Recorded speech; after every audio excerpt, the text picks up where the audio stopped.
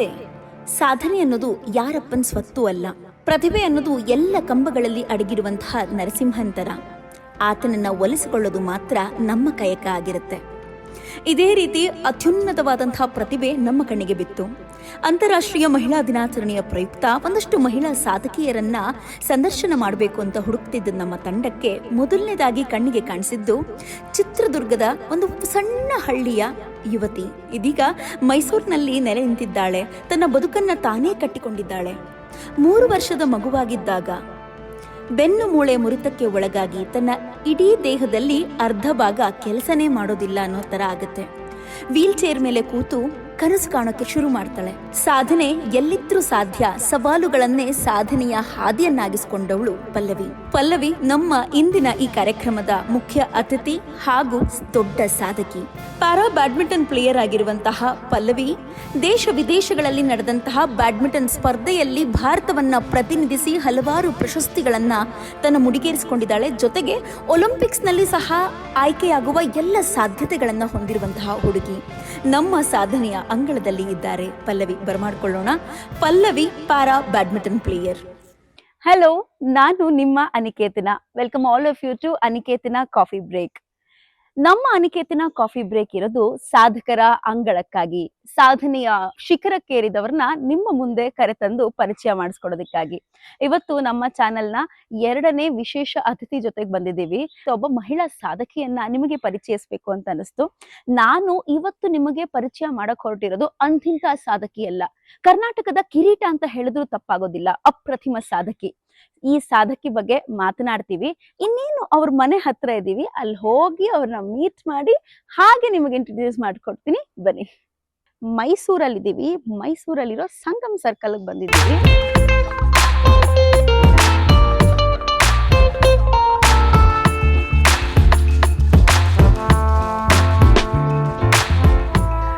ಪಲ್ಲವಿ ಅವರು, ಹಾಯ್, ಹೇಗಿದ್ದೀರಾ? ಚೆನ್ನಾಗಿದ್ದೀನಿ. ಕ್ರೀಡಾಪಟು ಪಲ್ಲವಿ ಅವ್ರ ಜೊತೆ ಇದ್ದೀವಿ. ಇವತ್ತು ನಮ್ಮ ಇಡೀ ಕಾರ್ಯಕ್ರಮದ ಉದ್ದೇಶನೇ ನಿಮಗೆ ಇಂತಹ ಅಪ್ರತಿಮ ಸಾಧಕಿಯನ್ನ ಪರಿಚಯ ಮಾಡ್ಕೊಳ್ಳೋದು. ಪಲ್ಲವಿ ಅವರೇ, ಏನ್ ಗೊತ್ತಾ, ಹೇಳ್ತೀವಲ್ಲ, ಒಂಥರ ಹೆಣ್ಮಕ್ಳು ಅಡಿಗೆ ಮನೆಯಿಂದ ಬಾಹ್ಯಾಕಾಶ ತನಕ ಆಲ್ರೆಡಿ ಹೋಗಿದ್ದಾರೆ. ಆದ್ರೆ ಎಷ್ಟೋ ಜನ ಹೆಣ್ಮಕ್ಳಿಗೆ ನನ್ ಕೈಲಿ ಆಗೋದಿಲ್ಲ, ನನ್ನಿಂದ ಆಗೋದಿಲ್ಲ ಅನ್ನೋರ್ಗೆ you are the real example.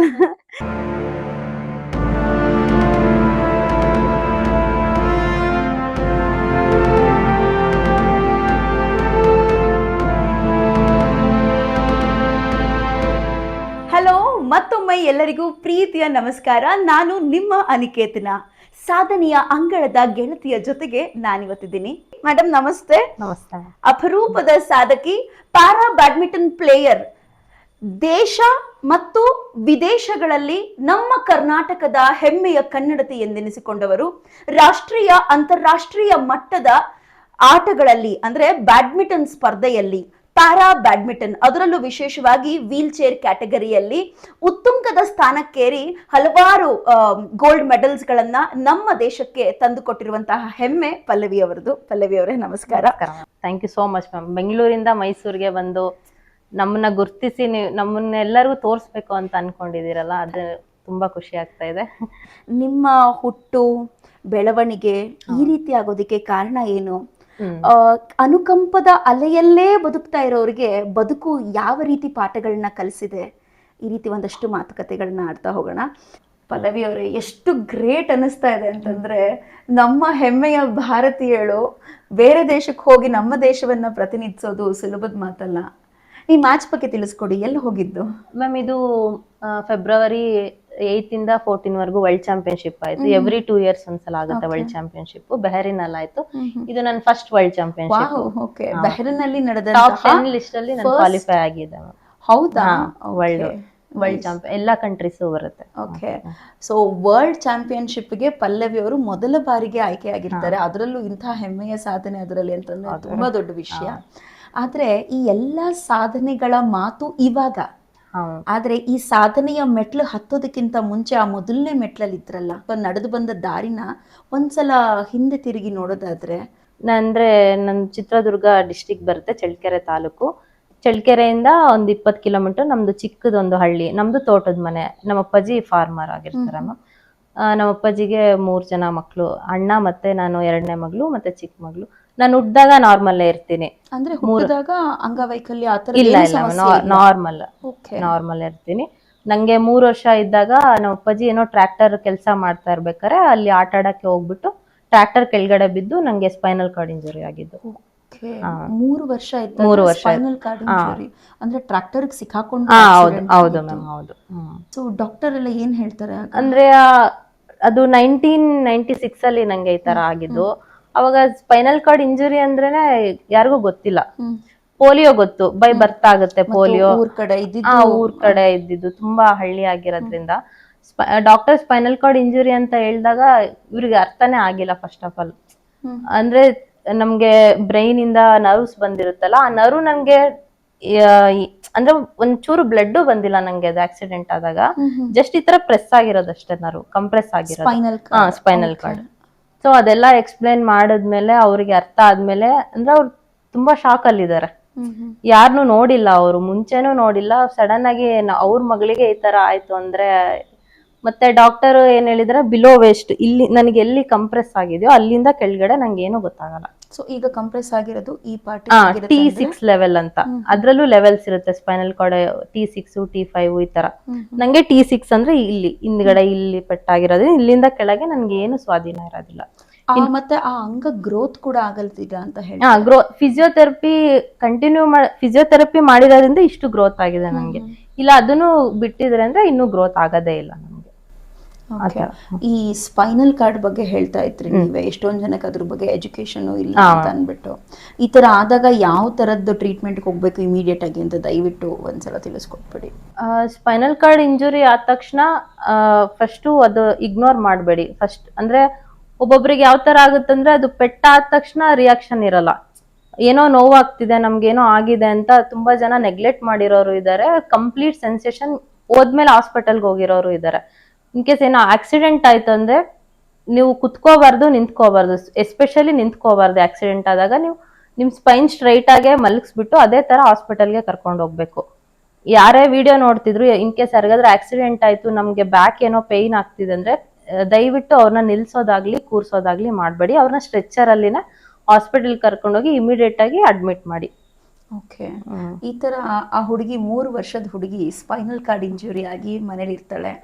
ಮತ್ತೆ ನನಗನ್ಸೋ ಪ್ರಕಾರ ಆಗಿನ ಕಾಲದಲ್ಲಿ ಈ ವೀಲ್ ಚೇರ್ ಕಾನ್ಸೆಪ್ಟ್ ಎಲ್ಲ ಇದ್ರೂ ಗೊತ್ತಿರಲ್ಲ. ಗೊತ್ತಿದ್ರೂನು ಅದ್ ಯೂಸ್ ಮಾಡೋದೂನು ಅಂದ್ರೆ ಎಲ್ಲರಿಗೂ ಅಲ್ಲ ಅನ್ನೋ ತರ ಆಗ್ಬಿಡುತ್ತೆ. ಮತ್ತೆ ನಿಮ್ ದಿನನಿತ್ಯ ಜೀವನ ಹೇಗ್ ನಡೀತಾ ಇತ್ತು? ಅಂದ್ರೆ ನಂಗೆ ಆಕ್ಸಿಡೆಂಟ್ ಆದ ತಕ್ಷಣ ಕಂಪ್ಲೀಟ್ 1 year 1.5 year ನಂಗೆ ಕೂರಿಸ್ತಾ ಇರ್ಲಿಲ್ವಂತ. ಅಂದ್ರೆ ಮಲಗ್ಸಿನೇ, ಪ್ರತಿಯೊಂದು ಮಲಗ್ಸಿನೇ, ಊಟ ಮಾಡಿಸಿ, ಸ್ನಾನ ಮಾಡಿಸಿ, complete 1 year Bengaluru Manipal hospital ಅಲ್ಲಿ ನಂಗೆ ಟ್ರೀಟ್ಮೆಂಟ್ ಮಾಡಿಸಿದ್ದು. ಆ ಕಾಲದಲ್ಲೇ ಅಂದ್ರೆ ನಮ್ಗೆ ಚಳ್ಳಕೆರೆಯಿಂದ ಬೆಂಗಳೂರು ಅಂತಂದ್ರೆ ಒಂದ್ 7 to 8 hours ಜರ್ನಿ. ಆ ಟೈಮಲ್ಲಿ ಹಂಗೆ ನಂಗೆ ಕರ್ಕೊಂಡು ಹೋಗಿ ಟ್ರೀಟ್ಮೆಂಟ್ ಅಂದ್ರೆ 1996 ಹೇಳ್ತಿದ್ದೆ. ಆ ಟೈಮಲ್ಲಿ ಚಿತ್ರದುರ್ಗ ಟು ಬೆಂಗಳೂರು ಅನ್ನೋದು ಕನ್ಸಿನ ಮಾತು. ಹೌದು. ಬೆಂಗಳೂರಿಗೆ ಹೋಗೋದು ಅಂದ್ರೇನೆ ದೊಡ್ಡ ವಿಷಯ. ಅದು ಈ ತರ ಟ್ರೀಟ್ಮೆಂಟ್ ಗೆ ಅಂತ ಮಣಿಪಾಲ್ ಹಾಸ್ಪಿಟಲ್ಗೆ 1 year ಕಂಟಿನ್ಯೂಸ್ ಓಡಾಡಿದ್ದಾರೆ. ಮತ್ತೆ 1 month ಅಲ್ಲೇ ಅಡ್ಮಿಟ್ ಮಾಡಿದ್ದಾರೆ. ಡಾಕ್ಟರ್ ಏನ್ ಹೇಳಿದ್ರು, ಸೊ ಇನ್ನು ಚಿಕ್ಕ ಏಜ್ ಅಲ್ವಾ, ಇನ್ ಕೇಸ್ ಅವಳಿಗೆ ಫಿಸಿಯೋಥೆರಪಿ ಮಾಡಿ, ಅಂದ್ರೆ ಫಿಸಿಯೋಥೆರಪಿ ಅಂದ್ರೆ ಏನ್ ಸ್ಪೆಷಲ್ ಬೇರೆ ಕಡೆ ಏನ್ ಕರ್ಕೊಂಡು ಹೋಗೋದಲ್ಲ, ಮನೇಲೆ ನಮ್ ಅಪ್ಪಾಜಿಗೆ ಅಮ್ಮಂಗೆ ಹೇಳ್ಕೊಟ್ಟಿದ್ರು, ಈ ತರ ಡೈಲಿ ಮಾಡ್ಬೇಕು ಎಕ್ಸರ್ಸೈಸ್ ನೀವು. ಅದು ಮಾಡ್ತಾ ಇರಿ. ಬಂದ್ರೆ ವಿತಿನ್ 1 year ಅವಳು ಸೆನ್ಸೇಷನ್ ಬಂದ್ರೆ ಓಡಾಡ್ತಾಳೆ. ವಿತಿನ್ 1 year ಬರ್ಲಿಲ್ಲ ಅಂದ್ರೆ ಲೈಫ್ ಲಾಂಗ್ ಹಿಂಗೆ ಇರ್ತಾಳೆ ಅಂತ. ಓಕೆ. ನಿಮ್ಗೆ 1 ವರ್ಷ ಆದ್ಮೇಲೆ ಬರ್ಲಿಲ್ಲ. ಎಲ್ಲಾ ಫಿಸಿಯೋಥೆರಪಿ ಎಲ್ಲಾ ಮಾಡಿದ್ರು, ಡಾಕ್ಟರ್ ಏನೇನ್ ಟ್ರೀಟ್ಮೆಂಟ್ ಹೇಳಿದ್ರು ಎಲ್ಲಾ ಮಾಡಿದ್ರು, ಏನೋ ಬರ್ಲಿಲ್ಲ. ಸಾಮಾನ್ಯವಾಗಿ ಈ ತರ ಆಯ್ತು ಅಂತಂದ್ರೆ ಮನೆಯಲ್ಲಿ ಕೈ ಚೆಲ್ಲೋ ಮಾತಿರುತ್ತೆ, ಇನ್ನ ಭಗವಂತನ್ ಬಿಟ್ಟಿದ್ದು, ಆ ದೇವ್ರೇ ನೋಡ್ಕೊಳ್ಬೇಕು, ದೇವ್ರೇ ದಿಕ್ಕು ಅಂತ. ಆತರ ನಿಮ್ಮನೇಲಿ ಯಾವ್ದಾದ್ರು ಇನ್ಸಿಡೆನ್ಸ್ ಆಗಿದ್ದು ಉಂಟಾ? ಎಲ್ಲಾ ಮಾಡಿದಾರೆ ಮ್ಯಾಮ್. ಅಂದ್ರೆ ಆ ಟೈಮ್ ಅಲ್ಲಿ ಯಾರ್ ಏನ್ ಹೇಳಿದ್ರು ಅಲ್ಲಿ ಕರ್ಕೊಂಡ್ ಹೋಗೋದು, ಯಾವ ದೇವ್ರಿಗೆ ಹೇಳಿದ್ರು ಕರ್ಕೊಂಡ್ ಹೋಗೋದು. ಇಲ್ಲ ಈ ತರ ಏನೋ ಆಯಿಲ್ ಮಸಾಜ್ ಮಾಡಿಸಿ 1 year ಹಾಸ್ಪಿಟಲ್ ಅಲ್ಲಿ, ಇವಾಗ ಇಂಗ್ಲಿಷ್ ಮೆಡಿಸಿನ್ ಅಲ್ಲಿ ಏನೂ ಆಗಲ್ಲ ಅಂತ ಅಲ್ಲಿ ಹೇಳಿದ್ಮೇಲೆ ಮತ್ತೆ ಸುಮ್ನೆ ಆಗಿಲ್ಲ. ಬೇರೆ ಬೇರೆ ಆಯುರ್ವೇದಿಕ್ ಹೇಳ್ತಾರೆ, ಅಲ್ಲಿಗೆಲ್ಲ ಕರ್ಕೊಂಡೋಗಿ ನನ್ಗೆ ಒಂದ್ 10 ವರ್ಷ ಇರೋವರೆಗೂ ಬರೋವರ್ಗು ಎಲ್ಲ ಟ್ರೈ ಮಾಡಿದ್ದಾರೆ. ಒಂದ್ 6 years ಎಲ್ಲ ಟ್ರೈ ಮಾಡಿದ್ದಾರೆ. ಏನೂ ಆಗಲ್ಲ ಅಂದ್ಮೇಲೆ ಆಮೇಲೆ ಡಾಕ್ಟರ್ ಇರೋವರೆಗೂ. ಇನ್ನೊಂದು ಡಾಕ್ಟರ್ ಏನ್ ಹೇಳಿದ್ರು ಅಂತಂದ್ರೆ, ಚಿಕ್ಕ ಏಜ್ ಎಲ್ಲ ಆಗಿರೋದ್ರಿಂದ ಇವಳು ತುಂಬಾ ವರ್ಷ ಇರಲ್ಲ. ಅದೇ ತರ ಹೇಳಿದ್ರಂತೆ. ಜೀವಕ್ಕೂ ತೊಂದರೆ ತುಂಬಾ ವರ್ಷ ಇರಲ್ಲ, ಇರೋವರೆಗೂ ಚೆನ್ನಾಗಿ ನೋಡ್ಕೊಳ್ಳಿ ಅಂದ್ರೆ ನಮ್ ಪೇರೆಂಟ್ಸ್ಗೂ ನಂಬಿಕೆ ಇರ್ಲಿಲ್ಲ ನಾನು ತುಂಬಾ ವರ್ಷ ಇರ್ತೀನಿ ಅಂತ. ಇಷ್ಟು ವರ್ಷ ಇರ್ತೀನಿ ಅಂತ ಖಂಡಿತ ಅನ್ಕೊಂಡಿರ್ಲಿಲ್ಲ. ಆಗ ನೀವು ಬಾಲ್ಯದಲ್ಲಿ 3 ವರ್ಷ ಮಗು ಅಂತಂದ್ರೆ ಅಂದ್ರೆ ನಿಮ್ಗೆ ಅಷ್ಟೊಂದು ಪ್ರಪಂಚ ಜ್ಞಾನ ಇರೋದಿಲ್ಲ. ನಂಗೆ ನಡೆದಿರೋದು ಏನು ನೆನಪು ಇಲ್ಲ. ಬೆಳಿತಾ ಬೆಳಿತಾ ಬೆಳಿತಾ ಹುಡುಗಿ ದೊಡ್ಡೋಳಾಗ್ತಾ ಅವಳಿಗೆ ಗೊತ್ತಾಗುತ್ತೆ ನನ್ಗೆ ಈ ತರ ಸ್ವಾಧೀನ ಇಲ್ಲ, ನಾನು ನಡೆಯೋದಿಕ್ಕಾಗೋದಿಲ್ಲ, ಅಥವಾ ನನ್ನ ಕೆಲ್ಸಕ್ಕೆ ನಾನು ಬೇರೆಯವ್ರ ಮೇಲೆ ಅವಲಂಬಿತಳಾಗ್ಬೇಕು ಅಂತ. ಆಗ ಹೆಂಗ್ ಅನಿಸ್ತಾ ಇತ್ತು? ನಂದೇನ್ ಕಂಡೀಷನ್ ಅಂತಾನು ನಂಗೆ ಗೊತ್ತಾಗ್ತಾ ಇಲ್ಲ. ಒಂದ್ ಸ್ವಲ್ಪ ಏಜ್ ಬರ್ತಾ ಬರ್ತಾ ಇವಾಗ ನನ್ ಸಿಸ್ಟರ್ ಸ್ಕೂಲಿಗೆ ಹೋಗೋದು ನೋಡೋದು, ನಮ್ ಕಸಿನ್ಸ್ ಎಲ್ಲ ಸ್ಕೂಲಿಗೆ ಹೋಗೋದು, ಮತ್ತೆ ಅವ್ರ ಆಟ ಆಡೋದೆಲ್ಲ ನೋಡಿದಾಗ ಅವಾಗ ಸ್ಟಾರ್ಟ್ ಆಗ್ತಾ ಇತ್ತು ನಂಗೆ, ಓ ನಾನು ಹೋಗಕ್ ಆಗ್ತಿಲ್ವಲ್ಲ, ಆಟ ಆಡಕ್ ಆಗ್ತಿಲ್ವಲ್ಲ. ಆಮೇಲೆ ನಂಗೆ ತುಂಬಾ ಒಳ್ಳೆ ಫ್ಯಾಮಿಲಿ ಇತ್ತು ಮ್ಯಾಮ್, ನಮ್ದೆಲ್ಲ ಜಾಯಿಂಟ್ ಫ್ಯಾಮಿಲಿ. ಅಂದ್ರೆ ನಾನು ಈ ತರ ಇದೀನಿ ಅಂತ ಯಾವಾಗ್ಲೂ ಡಿಫ್ರೆನ್ಶಿಯೇಟೇ ಮಾಡ್ಲಿಲ್ಲ ಅವರು. ಓ ನನಗೆ ಆಡಕ್ ಆಗ್ತಿಲ್ಲ ಅಂದಾಗ ಅವರೆಲ್ಲ ಬಂದು ನನ್ ಜೊತೆನೆ ಕುತ್ಕೊಂಡು ಆಡೋರು, ಅಂದ್ರೆ ಹಾಲಿಡೇಸಿಗೆ ಬಂದಾಗ. ಮತ್ತೆ ಅವ್ರ ಸ್ಕೂಲಿಗೆ ಹೋಗಕ್ ಸ್ಟಾರ್ಟ್ ಮಾಡಿದಾಗ ಮತ್ತೆ ಅವ್ರನ್ನೆಲ್ಲ ಮಿಸ್ ಮಾಡ್ಕೊಂತ ಇದ್ದೆ. ಆತರ ಇರೋದ್ರಿಂದ ಅದೊಂದು ನಂಗೆ ತುಂಬಾ ಅಡ್ವಾಂಟೇಜ್ ಆಯ್ತು. ನಾನ್ ಡಿಪ್ರೆಷನ್ಗೆ ಹೋಗೋದಾಗ್ಲಿ ಆತರ ನಂಗೆ ಏನೂ ಆಗ್ಲಿಲ್ಲ, ಯಾಕಂದ್ರೆ ಅವ್ರಷ್ಟು ಸಪೋರ್ಟಿವ್ ಆಗಿದ್ರು. ನನ್ ತಂಗಿ ಆಗ್ಲಿ, ಮತ್ತೆ ಅಪ್ಪಾಜಿಯವ್ರ 5 ಜನ ಇರೋದ್ರಿಂದ ಅಪ್ಪ ದೊಡ್ಡಪ್ಪ ಮಕ್ಳು ಚಿಕ್ಕಪ್ಪ ಮಕ್ಳು ಎಲ್ಲರೂ ಜಾಯಿಂಟ್ ಫ್ಯಾಮಿಲಿ ಡಿವೈಡ್ ಆಗೋವರ್ಗುನು ನನ್ ತುಂಬಾ ಕಂಫರ್ಟ್ ಝೋನು. ಅಂದ್ರೆ ನನ್ಗೆ ಏನ್ ಬೇಕಂದ್ರೆ ಸಿಕ್ತಿತ್ತು, ಅಂದ್ರೆ ನನ್ನ ಸ್ಪೆಷಲ್ ಆಗಿ ನೋಡ್ಕೊಂತ ಇದ್ರು. ನಮ್ ದೊಡ್ಡಪ್ಪ ಆಗ್ಲಿ ಚಿಕ್ಕಪ್ಪ ಆಗ್ಲಿ, ನನಗೆ ಏನ್ ಬೇಕು ಅಂದ್ರೆ ಫಸ್ಟ್ ಪ್ರಿಫರೆನ್ಸ್ ನನ್ಗೆ ಸಿಗ್ತಾ ಇತ್ತು ಮನೆಯಲ್ಲಿ. ಅಲ್ಲಿ ಡಿವೈಡ್ ಆಗೋವರೆಗೂ ನನ್ಗೆ ಏನು ಅನ್ಸ್ಲಿಲ್ಲ. ಒಂದು ಬೇಜಾರಾಗ್ತಿದೆ ಅಂದ್ರೆ ಸ್ಕೂಲ್ ಸ್ಟಾರ್ಟ್ ಆದ ತಕ್ಷಣ ಎಲ್ಲರೂ ಸಿಟಿಗೆ ಹೋಗ್ಬಿಡ್ತಾ ಇದ್ರು ಅಂತ ಹೇಳ್ತಾ ಇದ್ದೀರಾ. ಸ್ಕೂಲ್ ಸ್ಟಾರ್ಟ್ ಆದಾಗ ಎಲ್ಲಾರು ಹೋದ್ರು ಹಾಗಂದ್ರೆ ನಿಮ್ ಸ್ಕೂಲಿಂಗ್ ಬಗ್ಗೆ ಹೇಳ್ತಾ ಇಲ್ಲ. ಅಂದ್ರೆ ಈ ತರ ಸ್ಪೈನಲ್ ಕಾರ್ಡ್ ಇಂಜುರಿ ಆದ್ಮೇಲೆ ನಮ್ಗೆ ಯೂರಿನ್ ಮೋಷನ್ ಕಂಟ್ರೋಲ್ ಇರಲ್ಲ ಮ್ಯಾಮ್. ಅಂದ್ರೆ ಯಾವ ಟೈಮಲ್ಲಾದ್ರೂ ಅಂದ್ರೆ 3 ಅವರ್ಸ್ ಹೋಗಿ ನಾವು ಕ್ಲಿಯರ್ ಮಾಡ್ಕೊಂಡಿಲ್ಲ ಅಂದ್ರೆ ಚಿಕ್ಕ ಏಜ್ ಅಲ್ಲಿ ಇದ್ದಾಗ ಕಂಪ್ಲೀಟ್ಲಿ ಕಂಟ್ರೋಲ್ ಇರಲ್ಲ, ಮಕ್ಳಿಗೆ ಕಂಟ್ರೋಲ್ ಇರಲ್ಲ. ಸೊ ಸ್ಪೈನಲ್ ಕಾರ್ಡ್ ಇಂಜುರಿ ಚಿಕ್ಕ ಮಗುಗೆ ಆಯ್ತಂದ್ರೆ ಅವ್ರಿಗಿನ್ನೂ ಕಂಟ್ರೋಲೇ ಇರೋದಿಲ್ಲ. ಸೊ ನಮ್ಮ ಅಪ್ಪಾಜಿ ಅಮ್ಮ ಏನ್ ಥಿಂಕ್ ಮಾಡಿದ್ರು, ಸ್ಕೂಲಿಗೆ ಕಳ್ಸಿದ್ರೆ ಹೆಂಗೆ ಮ್ಯಾನೇಜ್ ಮಾಡೋದು, ಅವ್ರಿಗೆ ಕಂಪ್ಲೀಟ್ಲಿ ಅಗ್ರಿಕಲ್ಚರ್ ಮಾಡ್ಬೇಕು. ಇವಾಗ ನನ್ನ ಸ್ಕೂಲಿಗೆ ಕಳ್ಸಿದ್ರೆ ನನ್ನ ಜೊತೆ ಒಬ್ರು ಸ್ಕೂಲಿಗೆ ಬರಬೇಕು, ಅಲ್ಲಿ 3 ಅವರ್ಸ್ ಒಂದ್ಸಲ ನಂಗೆಲ್ಲ ಮಾಡಿಸ್ಬೇಕು. ಇನ್ನೊಂದು ಎಷ್ಟು ದಿನ ಇರ್ತಾಳೋ ಗೊತ್ತಿಲ್ಲ, ಚೆನ್ನಾಗಿ ನೋಡ್ಕೊಳ್ಳೋಣ ಅಂದ್ರೆ 1996 ಅಂದ್ರೆ ಅವಾಗ ಹುಡುಗಿರ್ ಎಜುಕೇಶನ್ ಯಾರು ಇಂಪಾರ್ಟೆನ್ಸ್ ಕೊಡ್ತಾ ಇದ್ರು? ಚೆನ್ನಾಗಿರೋರ್ಗೆ ಯಾರು ಎಜುಕೇಶನ್ ಕೊಡಿಸ್ಬೇಕು ಅಂತ ಇರ್ತಿರ್ಲಿಲ್ಲ ಮೈಂಡ್ ಸೆಟ್ ಅಲ್ಲಿ. ಸೊ ಈ ತರ ಹುಡುಗಿಗೆ ಏನಕ್ಕೆ ಎಜುಕೇಶನ್, ಇರೋವರೆಗೂ ಚೆನ್ನಾಗಿ ನೋಡ್ಕೊಳ್ಳೋಣ. ಎಲ್ಲ ಚೆನ್ನಾಗಿದ್ದಿದ್ ಮಗು ಸಡನ್ ಆಗಿ ವಿಧಿ ಆಟಕ್ಕೆ ಬಲಿಯಾಗಿ ಈ ರೀತಿಯಾಗಿ ಆಗುತ್ತೆ. ಅದರ ಜೊತೆಗೆ ಹೊಡೆತದ ಮೇಲೆ ಹೊಡೆತ ಅಂತ ಶಾಲೆಗೆ ಹೋಗೋದಕ್ಕೂ ಆಗಲ್ಲ, ವಿದ್ಯೆ ಕಲಿಯೋಕ್ಕೂ ಆಗೋದಿಲ್ಲ. ಆಕೆ ಭವಿಷ್ಯ ಏನು ಅನ್ನೋದೇ ಗೊತ್ತಿರೋದಿಲ್ಲ. ತಂದೆ ತಾಯಿಯೇ ಆಕೆನ ಇರೋಷ್ಟು ದಿನ ಚೆನ್ನಾಗಿ ನೋಡ್ಕೊಂಡು ಬಿಡೋಣ, ಅದಾದ್ಮೇಲಿಂದ ದೇವ್ರಿದ್ದಾನೆ. ಸೊ ಈ ರೀತಿಯಾಗಿ ಇರ್ತಾರೆ.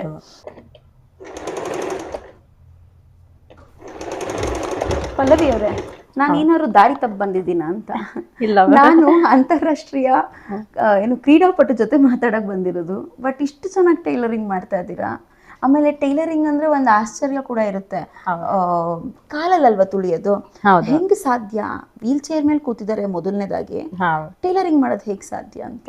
ಅಂದ್ರೆ ಇದು ಎಲೆಕ್ಟ್ರಿಕ್ ಮಿಷನ್ ಮ್ಯಾಮ್. ಇದು ಆಕ್ಚುಲಿ ಕಾಲಲ್ಲಿ ತುಳಿಯೋದೆ. ನನ್ಗೇನಂದ್ರೆ ಇದ್ ಮಾಡಕ್ ಆಗಲ್ವಲ್ಲ, ಸೊ ನಾನೇನ್ ಮಾಡ್ತೀನಿ, ಒಂದ್ ಕೈಯಲ್ಲಿ ಪ್ರೆಸ್ ಮಾಡ್ಬಿಟ್ಟು ಒಂದ್ ಕೈಯಲ್ಲಿ ಕ್ಲಾತ್ ಹೋಲ್ಡ್ ಮಾಡಿ ಈ ತರ ಪ್ರಾಕ್ಟೀಸ್ ಮಾಡಿರೋದು. ಯಾವಾಗ ಕಲ್ತ್ರಿ? ಇದು ನಂಗೆ 20 years ನಾನ್ ಮನೇಲೆ ಇದ್ನಲ್ವಾ, ರಿಹಾಬಿಟೇಷನ್ ಸಿಗೋದ್ಕಿನ್ನ ಮುಂಚೆ ನನ್ ಅರ್ನಿಂಗು ಮತ್ತೆ ನನ್ನ ಹಾಬಿ, ನನ್ ಇಂಟ್ರೆಸ್ಟ್ ಎಲ್ಲ ಅಂದ್ರೆ ಅವಾಗ್ಲೇ ದುಡಿಯಕ್ ಶುರು ಮ್ಯಾಮ್. ನನ್ಗೊಂದ್ 17-18 years ಬಂದಾಗ ಅನ್ಕೊಂತೀನಿ ನಾನು ಸ್ಟಾರ್ಟ್ ಮಾಡಿದ್ದು. ಪಲ್ಲವೇರೆ, ಆಕ್ಚುಲಿ ನಾನು ಇಲ್ಲಿ ಬಂದಿದ್ದು ಅಂತಾರಾಷ್ಟ್ರೀಯ ಕ್ರೀಡಾಪಟು ಜೊತೆ ಮಾತಾಡ್ಬೇಕು ಅಂತ. ಬಟ್ ಇದೆಲ್ಲ ಕೇಳ್ತಾ ಇದ್ರೆ ನಾನು ಇನ್ನ ದ ರೈಟೆಸ್ಟ್ ಪರ್ಸನ್ ನ ಮೀಟ್ ಮಾಡಿದೀನಿ ಅಂತ ಅನ್ಸ್ತದೆ. ನಾನು ಮನೇಲಿ ಇದ್ದಾಗ ಅಂದ್ರೆ ಸ್ಕೂಲ್ಗೆ ಎಲ್ಲ ಹೋಗಕ್ ಆಗ್ಲಿಲ್ವಲ್ಲ, ಸೊ ನಮ್ ಸಿಸ್ಟರ್ ಸ್ಟಿಚ್ ಮಾಡ್ತಾ ಇದ್ರು. ಮುಂಚೆ ಎಲ್ಲ ಈ ಮಿಷನ್ಸ್ ಎಲ್ಲ ಕಮ್ಮಿ, ಎಲ್ಲ ಕಾಲಲ್ಲಿ ತುಳಿಯೋದೆ. ನಮ್ಮ ಅಕ್ಕ ಒಬ್ರು ಬ್ಯಾಂಗ್ಳೂರಲ್ಲಿ ಇದ್ರು, ಅವ್ರು ತಗೊಂಡಿದ್ರು. ನಾನ್ ನೋಡ್ಬಿಟ್ಟು ನಾನ್ ಮಾಡ್ಬೋದಲ್ವಾ ಅಂತ ಅವ್ರು ನನ್ನ ಹತ್ರನೇ 1 month ಬಿಟ್ಬಿಟ್ಟು ಮಿಷನ್ ಸರಿ ಟ್ರೈ ಮಾಡು ಆತರ, ಮತ್ತೆ ಇನ್ನೊಬ್ರ ಅಕ್ಕ ಕರ್ಕೊಂಡೋಗಿ ಅಲ್ಲೆಲ್ಲ ಟೈಲರಿಂಗ್ ಎಲ್ಲ ಹೇಳ್ಕೊಟ್ಟು, ಫಸ್ಟ್ ಸಿಂಗಲ್ ಹ್ಯಾಂಡಲ್ ಕಷ್ಟ ಆಗ್ತಾ ಇತ್ತು. ಹಂಗೆ ನಾನು ಸ್ವಲ್ಪ ಯೂಸ್ ಟು ಆಗ್ಬಿಟ್ಟು. ಅಕ್ಕನ ಹೆಸರು ಹೇಳ್ಬಿಡಿ, ಅವ್ರಿಗೊಂದು ಥ್ಯಾಂಕ್ಸ್. ಅಕ್ಕನ ಹೆಸರು ಭಾಗ್ಯ ಅಂತ, ಮತ್ತೆ ಮಿಷನ್ ಕೊಟ್ಟಿದ್ದು ಶೋಭಕ್ಕ ಅಂತ. ಇದ್ರ ಜೊತೆಗೆ ಬೇರೆ ಏನ್ ಮಾಡ್ತೀರಾ? ಟೈಲರಿಂಗ್ ಮಾತ್ರನಾ? ಎಂಬ್ರಾಯ್ಡ್ರಿ ಮಾಡ್ತಾ ಇದ್ದೆ, ಮತ್ತೆ ತೋರಣ ಹಾಕ್ತಾರಲ್ವಾ ಉಲ್ಲನಲ್ಲಿ ಓಕೆ, ಬಾಗಿಲುಗಳಿಗೆ ಬಾಗಿಲಿಗೆ ಅದೆಲ್ಲ ಆಗ್ತಾ ಇದೆ. ಹೌದಾ? ಅದು ಅಂದ್ರೆ ಕೈಯಲ್ಲಿ ಇದ್ ಮಾಡ್ತಾರಲ್ಲ, ನೀಟಿಂಗ್ ಹಾ ಮಾಡ್ತಾರಲ್ಲ, ಹೌದು ಮ್ಯಾಮ್, ಕ್ರೋಶ ಬರುತ್ತಲ್ವಾ, ಕ್ರೋಶದಲ್ಲಿ. ಓಕೆ. ಅದು ಅವಾಗ ಇದು ಟೈಲರಿಂಗಿನ ಮುಂಚೆ ಸ್ಟಾರ್ಟ್ ಮಾಡಿದ್ದು ಕ್ರೋಶದಲ್ಲಿ. ನಾನ್ ಮನೇಲಿ ಸುಮ್ನೆ ಕೂತಿರ್ತೀನಿ ಅಂತ ನಮ್ಮಮ್ಮ ಒಬ್ರುನ ಮನೆಗೆ ಕರ್ಕೊಂಡ್ ಬಂದ್ಬಿಟ್ಟು ಇವಳಿಗೆ ಸ್ವಲ್ಪ ಹೇಳ್ಕೊಡಿ, ಬೋರ್ ಫೀಲ್ ಆಗ್ತಾ ಇದ್ದಾಳೆ ಅಂತ. ಅವ್ರು ಆಂಟಿ ಡೈಲಿ ಬಂದ್ಬಿಟ್ಟು ನಂಗೆ ಕ್ರೋಶ ಮಾಡೋದು ಹೇಳ್ಕೊಡ್ತಾರೆ. ಆದ್ರೆ ನನ್ಗೆ ಅನ್ಸೋ ಪ್ರಕಾರ 20 ವರ್ಷ ಇಲ್ಲಿ ಅಂತಂದ್ರೆ ಕಳೆದ ಒಂದು 6-7 ವರ್ಷದಿಂದ ನಿಮ್ಮ ಸ್ಪೋರ್ಟ್ಸ್ ಜರ್ನಿ ಶುರು ಆಗಿರುತ್ತೆ. 6 ವರ್ಷನೂ ಆಗಿಲ್ಲ ಮ್ಯಾಮ್, ಕರೆಕ್ಟ್ ಆಗಿ ಒಂದು 3 ಇಯರ್ಸ್ ಆಗಿದೆ. 3 ಇಯರ್ಸ್? ಹಾ 3 ಇಯರ್ಸ್. 3 ವರ್ಷದಲ್ಲಿ ಒಬ್ಬ ಯುವತಿ ವರ್ಲ್ಡ್ ಚಾಂಪಿಯನ್ಶಿಪ್ ಹೋಗಿದ್ದಾರೆ ಅಂತಂದ್ರೆ ಇಟ್ಸ್ ಸೋ ಗ್ರೇಟ್. ನಿಜಕ್ಕೂ ಹೆಮ್ಮೆಯ ವಿಷಯ. 3 ವರ್ಷದಲ್ಲಿ. ಸೊ ನನಗೆ ಈ ಸ್ಪೋರ್ಟ್ಸ್ ವಿಚಾರಗಳನ್ನ ನೀವು ತಿಳ್ಕೊಡ್ಬೇಕು. ಅದಕ್ಕಿಂತ ಮುಂಚೆ ಪಲ್ಲವಿಯವರು ತುಂಬಾ ಚೆನ್ನಾಗಿ ಕಾಫಿ ಮಾಡ್ತಾರೆ, ಅಡಿಗೆ ಮಾಡ್ತಾರೆ. ಸೊ ಅವ್ರದ್ದು ಹಾಬೀಸ್ ನಲ್ಲಿ ನನಗೆ ಕುಕಿಂಗ್ ಇಷ್ಟ, ಟೈಲರಿಂಗ್ ಇಷ್ಟ, ಎಂಬ್ರಾಯ್ಡರಿ ಇಷ್ಟ ಅಂತ ನಮಗ್ ತುಂಬಾ ಹೇಳ್ತಾ ಇದ್ರು. ನಿಮ್ ಕೈಯಾರ ಒಂದ್ ಲೋಟ ಕಾಫಿ ಕುಡಿಬೋದಾ? ನಾನ್ ಮಾಡ್ಕೊಡ್ಲಾ ಅಥವಾ ಇಲ್ಲ, ನಾನೇ ಮಾಡ್ತೀನಿ. ನಿಮ್ ಜೊತೆ ಯಾರಿರ್ತಾರೆ ಇಲ್ಲಿ? ನನ್ ಜೊತೆ ಇನ್ನ 3 ಜನ, 2 ಪ್ಲೇಯರ್ಸ್ ಇದಾರೆ ಮ್ಯಾಮ್. ಅವರು ಕೂಡ ಬ್ಯಾಡ್ಮಿಂಟನ್ ಆಡ್ತಾರೆ. ಮನೆ ಎಲ್ಲ ಕೆಲ್ಸನೂ ನೀವೇ ಮಾಡ್ತೀರಾ? ಎಲ್ಲ ನಾವೇ ಶೇರ್ ಮಾಡ್ಕೊಂತೀವಿ. ಅಂದ್ರೆ ಕಸ ಗುಡ್ಸೋದು, ಒರ್ಸೋದು? ಇನ್ನ 2 ಫ್ರೆಂಡ್ಸ್ ಇದಾರಲ್ವಾ, ಒಬ್ರು ಕಸ ಗುಡಿಸ್ತಾರೆ, ಒಬ್ರು ಪಾತ್ರೆ ತೊಳ್ಕೊತಾರೆ. ಅವರು ಇದೇ ತರ ತಾನೆ? ಅವರು ವೀಲ್ಚೇರ್. ನಾನು ಅಡ್ಗೆ ಮಾಡೋ ಕಿಚನ್ ಕೆಲಸ ಏನಿದ್ರು ನಾನು, ಇನ್ನೆಲ್ಲ ಅವ್ರದೇ ಮಾಡ್ತಾರೆ. ಓಕೆ. ಅಂದ್ರೆ ಏನ್ ಗೊತ್ತಾ ಪಲ್ಲವಿ ಅವರೇ, ನೀವು ಯಾವ ತರ ಮೆಸೇಜ್ ಕೊಡ್ತಿದ್ದೀರಾ ಅಂದ್ರೆ, ಹೀಗೆಲ್ಲ ಇರಬಹುದಾ, ಹೀಗೆಲ್ಲ ಸಾಧ್ಯನಾ ಅಂತ ಕೇಳೋರಿಗೆ ಆನ್ಸರ್ ಸಾಧ್ಯ ಇರಬಹುದು ಅಂತ ಹೇಳ್ತಾ ಇದ್ದೀರಾ. ಇಲ್ಲ, ಇವಾಗ ಏಬಲ್ ಬಾಡಿ ಅವ್ರು ಏನೇನ್ ಮಾಡ್ತಾರೋ ಪ್ರತಿಯೊಂದು ನಾವು ಮಾಡ್ತೀವಿ. ವೀಲ್ ಚೇರ್ ಅಲ್ಲಿ ಮಾಡ್ತೀವಿ ಅಷ್ಟೇ. ಎಲ್ಲಾ ಕಡೆ ಟ್ರಾವೆಲ್ ಮಾಡ್ತೀವಿ. ನಮ್ಗೇನಾದ್ರು ತಿನ್ಬೇಕು ಅನ್ಸಿದ್ರೆ ಹೋಗಿ ತಿನ್ ಬರ್ತೀವಿ. ಪಲ್ಲವಿ ಅವರು ತುಂಬಾ ಜನ ಗಾಡಿ ಕೂಡ ಓಡಿಸ್ತಾರೆ. ಗಾಡಿ ಕೂಡ ಏನೇನ್ ಮಾಡ್ತೀರಾ ನೀವೇ ಹೇಳ್ಬಿಡಿ. ಬೆಳಗ್ಗೆ ಎದ್ರೆ ಜಿಮ್ಗೆ ಹೋಗ್ತಾರೆ, ವರ್ಕೌಟ್ಸ್ ಮಾಡ್ತಾರೆ, ಜೊತೆಗೆ ಪ್ರಾಕ್ಟೀಸ್ ಮಾಡ್ತಾರೆ. ಆಮೇಲೆ 2 ಸೆಷನ್ಸ್ ಇರುತ್ತೆ ಪರ್ ಡೇ ನಮ್ಗೆ. ಮತ್ತೆ ನಮ್ಗೆ ಹೊರ್ಗಡೆ ಫುಡ್ ಜಾಸ್ತಿ ತಿಂದ್ರೆ, ಅಂದ್ರೆ ಸ್ಪೋರ್ಟ್ಸ್ ಪರ್ಸನ್ಸ್ ಆಗಿರೋದ್ರಿಂದ ಜಾಸ್ತಿ ಆಯಿಲ್ ಫುಡ್ ಇದೆಲ್ಲ ತಿಂದ್ರೆ ನಮ್ಗೆ ವೆಯ್ಟ್ ಗೇನ್ ಆಗೋ ಚಾನ್ಸಸ್ ಮತ್ತೆ ಸ್ಟ್ರೆಂತ್ ಡೌನ್ ಆಗೋ ಚಾನ್ಸಸ್ ಇರುತ್ತೆ. ಸೊ ಎಷ್ಟು ನಾವು ಔಟ್ಸೈಡ್ ಫುಡ್ ಅವಾಯ್ಡ್ ಮಾಡ್ತೀವೋ ನಮ್ಗೆ ಅಷ್ಟು ಹೆಲ್ಪ್ ಆಗುತ್ತೆ ಎಂಡೋರೆನ್ಸ್ಗಾಗ್ಲಿ. ಸೊ ನಾವು ಜಾಸ್ತಿ ಮನೆ ಫುಡ್ ಪ್ರಿಫರ್ ಮಾಡ್ತೀವಿ. ಅಮ್ಮ ಎಲ್ಲ ಎಲ್ಲಿರ್ತಾರೆ? ಅಮ್ಮ ಎಲ್ಲ ಮನೆಯಲ್ಲೇ, ಚಿತ್ರದುರ್ಗದಲ್ಲೇ, ಚಳ್ಳಕೆರೆಲ್ಲೇ ಇರ್ತಾರೆ. ಜೊತೆಗೆ ಇನ್ನೊಂದು ವಿಶೇಷ ಏನು ಅಂತಂದ್ರೆ, ಪಲ್ಲವಿ ಅವರೇ ನಮಗೂ ಸಹ ಅಡಿಗೆನೂ ತಯಾರು ಮಾಡಿಟ್ಟಿದ್ದಾರೆ. ಏನಾದ್ರು ಹೆಲ್ಪ್ ಮಾಡ್ಲಾ? ಇಲ್ಲ ಮ್ಯಾಮ್, ಪರವಾಗಿಲ್ಲ. ಕಾಫಿನ ಟೀನಾ? ಕಾಫಿ ಎಲ್ಲ ಓಕೆ. ಇಷ್ಟು ಹೈಟ್ಸ್ ಎಲ್ಲ ಇಟ್ಟಿದ್ದೀರಲ್ಲ, ಅದೆಲ್ಲ ಹೆಂಗ್ ಸಿಗುತ್ತೆ ಮ್ಯಾಮ್? ಏನಂದ್ರೆ ಅಲ್ಲಿ ಮೇಲ್ಗಡೆ ಇರೋದೆಲ್ಲ ಡೈಲಿ ಯೂಸ್ ಮಾಡೋದೇನೂ ಇಲ್ಲ, ಅವಾಗ ಯೂಸ್ ಮಾಡೋಂಥದ್ದು. ಇದೆಲ್ಲ ಸಿಗುತ್ತೆ. ಅವರೇ ಇರ್ತಾರೆ. ಓಕೆ. ಜೊತೆಗೆ ಇದೆಲ್ಲ ನಿಮ್ಗೆ ಹೆಂಗ್ ಬೇಕೋ ಹಂಗ ಆರ್ಗನೈಸ್ಡ್. ಅಂಗಡಿಗೆ ಹೋಗೋದು, ತರಕಾರಿ ತರೋದು? ಓಕೆ.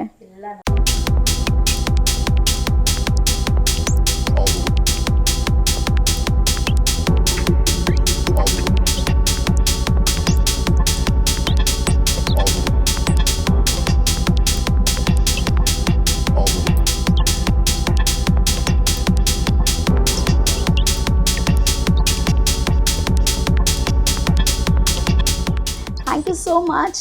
ಇಲ್ಲಿ ಸ್ಪೆಷಲ್ ಕಾಫಿ ಪಲ್ಲವಿ ಅವ್ರು ಮಾಡಿರೋದು. ಸೊ ಬನ್ನಿ ಒಟ್ಟಿಗೆ ಕುಡಿಯೋಣ, ಹಾಲ್ಗೆ ಹೋಗೋಣ. ಸೊ ಹೋಮ್ ಟೂರ್ ಮಾಡ್ತಾ ಇದ್ವಿ. ಚಿಯರ್ಸ್. ಪಲ್ಲವಿ ಅವರೇ, ಕಾಫಿ ತುಂಬ ಚೆನ್ನಾಗಿದೆ. ಅತಿಶಯೋಕ್ತಿ ಅಲ್ಲ, ನಿಜವಾಗ್ಲೂ ಚೆನ್ನಾಗಿದೆ ಕಾಫಿ, ತುಂಬ ಚೆನ್ನಾಗಿದೆ. ಆ್ಯಕ್ಚುಲಿ ಏನು ಗೊತ್ತಾ, ಎಲ್ಲ ಚೆನ್ನಾಗಿರೋ ಹೆಣ್ಮಕ್ಳು ಇನ್ಕ್ಲೂಡಿಂಗ್ ನಾವು ಎಲ್ಲ ಚೆನ್ನಾಗಿರೋರು ಅಡಿಗೆ ಮಾಡಮ್ಮ ಅಂತಂದ್ರೆ ಅಯ್ಯೋ ಇವತ್ತು ಬೇಡ, ಅಲ್ಲಿ ಬುಕ್ ಮಾಡೋಣ, ಇಲ್ಲಿ ಬುಕ್ ಮಾಡೋಣ, ಈ ಹೋಟೆಲ್ಗೆ ಹೋಗೋಣ, ಆ ಹೋಟೆಲ್ಗೆ ಹೋಗೋಣ, ಅಥವಾ ಅಡಿಗೆ ಮಾಡಿಟ್ಟು ಬಡಿಸೋದು ಕಷ್ಟ. ಸೊ ಈ ಥರದ್ದು ಎಷ್ಟೊಂದು ಜನ ಇದ್ದಾರೆ. ಅದೆಲ್ಲದ್ರ ಮಧ್ಯ ನೀವು ಇಷ್ಟೆಲ್ಲ ಆಕ್ಯುಪೈ ಆಗಿದ್ರು, ಏನೋ ಒಂದು ಗುರಿ ಕಡೆಗೆ ನಾನು ಪ್ರಯಾಣಿಸ್ಬೇಕು ಅಂತ ಇದ್ದರು, ಇಡೀ ಮನೆನ ನೀವೇ ಮ್ಯಾನೇಜ್ ಮಾಡ್ತಾ ಇದ್ದೀರಾ. ಆ್ಯಂಡ್ ಏನು ಗೊತ್ತಾ ಪಲ್ಲವಿ ಅವರೇ, ಖುಷಿ ಅನಿಸೋದು, ಎಲ್ಲವನ್ನ ಇದ್ದು ಸಾಧನೆ ಮಾಡಿದ್ರೆ ಅದು ನಿಜಕ್ಕೂ ಸಾಧನೆ ಅಂತ ಅನ್ಸೋದಿಲ್ಲ. ಈ 0 to hero ಅಂತ ಹೇಳ್ತಾರಲ್ಲ, ನಮ್ಮ ಚಾನಲ್ದು ಮುಖ್ಯ ಉದ್ದೇಶನೇ ಅದು. ಅಂಥವ್ರನ್ನೇ ಹುಡುಕ್ತಾ ಇದ್ದೀವಿ ನಾವು. ಅದೊಂದು 0 to hero ಕಾನ್ಸೆಪ್ಟಲ್ಲಿ ಇರಬೇಕು ಅಂತ. ಸೊ ಇವಾಗ ನಿಮ್ಮದು ಹಾಗೆ ಅನ್ನಿಸ್ತದೆ. ಏನು ಗೊತ್ತಾ, ಬ್ಯಾಕ್ಗ್ರೌಂಡ್ ಇದ್ದು ಬರೋರು ಬೇರೆ, ಯಾರೂ ಇಲ್ದಿರ ಇವಾಗಲೂ ನೀವು ಒಂಟಿಯಾಗೇ ಎಲ್ಲವನ್ನ ನಿಭಾಯಿಸ್ತಾ ಇದ್ದೀರಾ. ತುಂಬ ಖುಷಿ ಆಗುತ್ತೆ. ಈ ಮನೆನ ತುಂಬ ಚೆನ್ನಾಗಿ ಇಟ್ಕೊಂಡಿದ್ದೀರಾ. ಮೇಂಟೆನೆನ್ಸ್ ಆಗಲಿ, ಕ್ಲೆನ್ಲಿನೆಸ್ ಆಗಲಿ, ಅದೊಂಥರ ನಮ್ಮಲ್ಲಿ ಆ ಡಿಸಿಪ್ಲಿನ್ ಬಂತು ಅಂತಂದ್ರೆ ಪ್ರತಿಯೊಂದು ಚೆನ್ನಾಗಿ ನಡ್ಕೊಂಡು ಹೋಗುತ್ತೆ ಅಂತ. ನಾನು ಇವಾಗ ಇಷ್ಟು ಪಾಸಿಟಿವ್ ಆಗಿ ಮಾತಾಡ್ತಿದ್ದೀನಿ ಅಂದ್ರೆ ನಂದು ಲೋ ಅಂದ್ರೆ ತುಂಬಾ ಲೋ ಇರೋ ಟೈಮು ಇದೆ ನಂದು. ಎಷ್ಟು ಲೋ ಅಂದ್ರೆ ಇನ್ ಕೇಸ್ ಗೇಮ್ ಅನ್ನೋದು ಎಷ್ಟು ನಂಗೆ ಹೋಗ್ಬಿಟ್ಟಿತ್ತು ಅಂದ್ರೆ ಬೇರೆಯವರು ಇವಾಗ ನೋಡ್ಬಿಟ್ಟು ಓಕೆ ಇವಳಿಗೆ ಆಗಲ್ಲ ಅಂದ್ರೆ ನಾನು ಹಿಂದೆ ಮಾತಾಡೋದು ತುಂಬಾ ಕೆಡ್ಸ್ಕೊಂಡ್ಬಿಟ್ಟಿದ್ದೀನಿ. ಅಂದ್ರೆ ಇವಳ್ದು ಡಿಸಬಿಲಿಟಿ ಜಾಸ್ತಿ. ಇವಾಗ ಮೋಸ್ಟ್ಲಿ ನೀವು ಚೈನಾ ಜಪಾನ್ ಹುಡುಗಿರ್ನ ನೋಡಿದ್ರೆ ಅನ್ಸುತ್ತೆ ಆಗ್ಲೇ ಮ್ಯಾಚ್ ಬರ್ತಿತ್ತು, ಅವ್ರಿಗೆ ಮಧ್ಯೆ ಆಗಿರೋದು ಆಕ್ಸಿಡೆಂಟು. ಸೊ ಅವ್ರು ಫಿಸಿಕಲಿ ಏನು ಸ್ಟ್ರಾಂಗ್ ಇರ್ತಾರೆ, ನನ್ಕಿಂತ ಸ್ಟ್ರಾಂಗ್ ಇರ್ತಾರೆ, ಯಾಕಂದ್ರೆ ಅವ್ರದ್ದು ಬೋನ್ ಎಲ್ಲ ಗ್ರೋತ್ ಆಗ್ಬಿಟ್ಟಿರುತ್ತೆ. ಆದ್ರೆ ಈ ತರ ಬದುಕಲ್ಲಿ ಒಂದಷ್ಟು ದಿನಗಳು ಕಳೀತಾ ಹೋಗುತ್ತೆ. ಆದ್ರೆ ಪ್ರತಿಯೊಬ್ಬರಿಗೂ ಎಲ್ಲೋ ಒಂದು ಟರ್ನಿಂಗ್ ಪಾಯಿಂಟ್ ಅಂತ ಇರುತ್ತೆ ಅಂತ ಹೇಳ್ತಾರಲ್ಲ, ಆ ತರ ನಿಮ್ಮ ಜೀವನಕ್ಕೆ ಒಂದು ಟರ್ನಿಂಗ್ ಪಾಯಿಂಟ್ ಬರುತ್ತೆ. ಆ ಟರ್ನಿಂಗ್ ಪಾಯಿಂಟ್ ಹೇಳೋದಕ್ಕಿಂತ ಮುಂಚೆ, ಟರ್ನಿಂಗ್ ಪಾಯಿಂಟ್ ಬರೋದಕ್ಕಿಂತ ಮುಂಚೆ ಜೀವನ ಹೇಗಿತ್ತು, ಬಂದ ಮೇಲೆ ಹೇಗ್ ಶುರುವಾಯ್ತು?